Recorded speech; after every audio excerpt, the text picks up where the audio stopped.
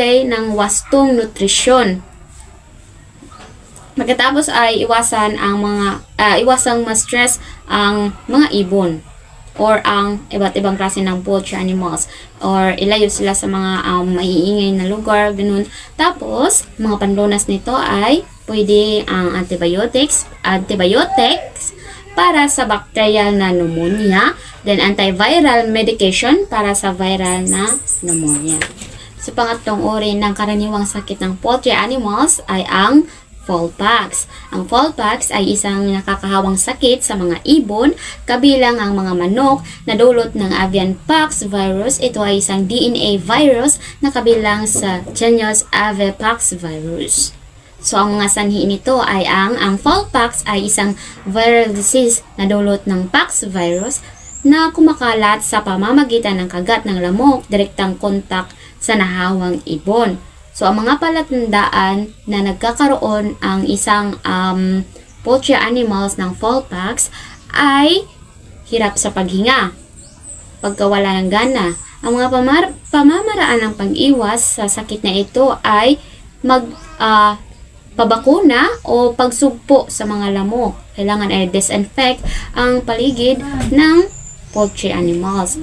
Mga panlunas nito ay walang tiyak na panlunas, ngunit magbigay ng supportive care or antibiotics para sa secondary infection or mag-disinfect sa kulungan ng mga manok upang maiwasan magkaroon ng mga lamok. Dapat naman ay enteritis. Ang enteritis ay isang pangkalahatang termino para sa pamamaga ng bitoka.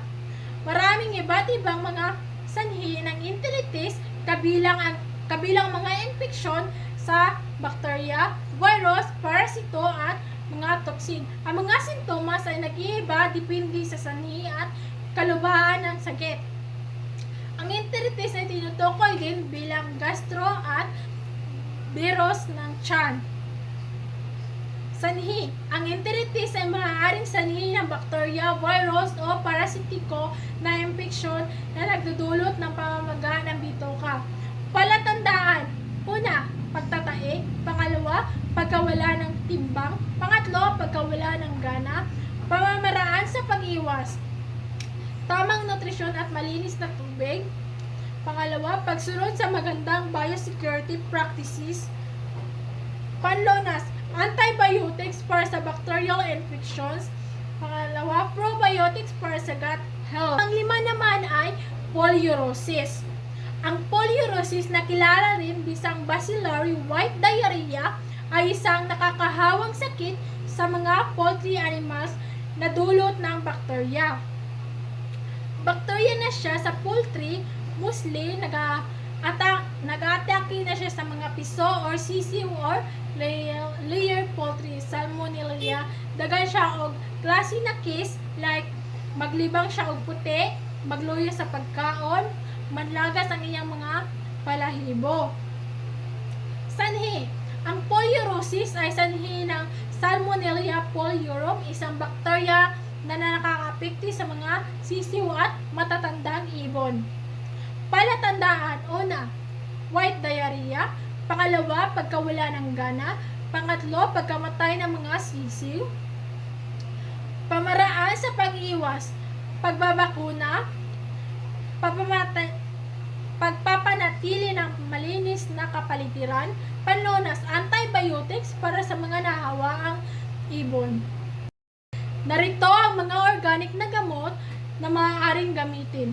Una, apple cider vinegar. Maaaring idagdag sa inuming tubig upang makatulong sa pagpapalakas ng immune system. Pangalawa, garlic. Natural na antibiotic na maaaring idagdag sa pagkain o ihalo sa inuming tubig. Ginger. Nakatulong sa pag-alis ng mga sintomas ng respiratory infection. Maaari din itong ihalo sa tubig. Turmeric. Anti-inflammatory na maaaring makatulong sa pagbuti ng mga kalusugan ng baga. Maaari din itong ihalo sa tubig. Medicine. Panamox 40. Ang isang malawak na spektrum antibiotics na nabawasan ang kalubaan ng sakit at pamamaga sa puso, kolon, maiwasan ang nakakahawang koryza, halak, chronic respiratory disease, cholera, malaria, lagnat at sipon. Ito ay pinatibay ng carbocysteine, isang mucolytic agent na ginagamit upang makatulong sa pagbawi ng mga talamak ng obstructive pulmonary disorder na bronchitis sa gimfall.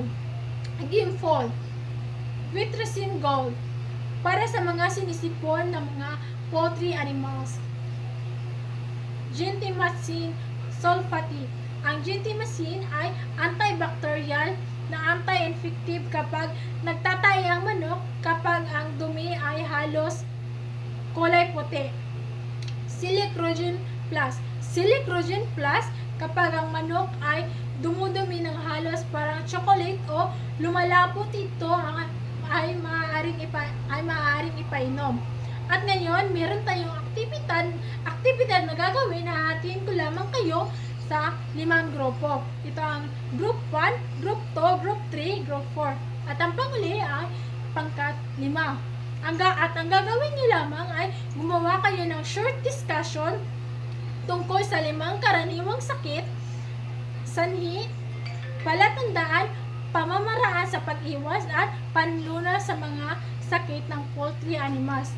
Ang group 1, ang gagawin niya ay ang avian flu. Ang group 2 naman ay pneumonia. Ang group 3 ay fowlpox. Ang group 4, enteritis. Group 5, polyurosis.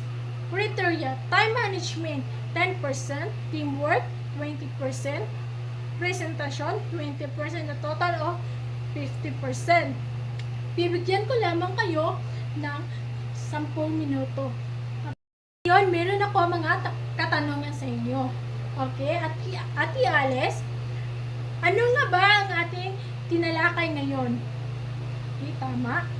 Ate Jamaica, ano-ano ang mga 5 uri ng karaniwang ng sakit ng mga poultry animals? Okay, tama. Ate Hazel, bakit kailangan natin matutukoy o malaman ang mga karaniwan na sakit ng mga poultry animals? Okay, bigyan ng 10 palakpak. Kumuha ng 1 sheet of paper at sagutan ninyo. Basahin at unawain ang bawat tanong at sagutin ng tama o mali. Sa inyong takdang aralin, gumuhit ng isang poultry animals at lagyan ng label ang bawat parte ng katawan ng poultry animals na inyong napili. Maaari kayong mag-search sa Google. At yun lang po at maraming salamat.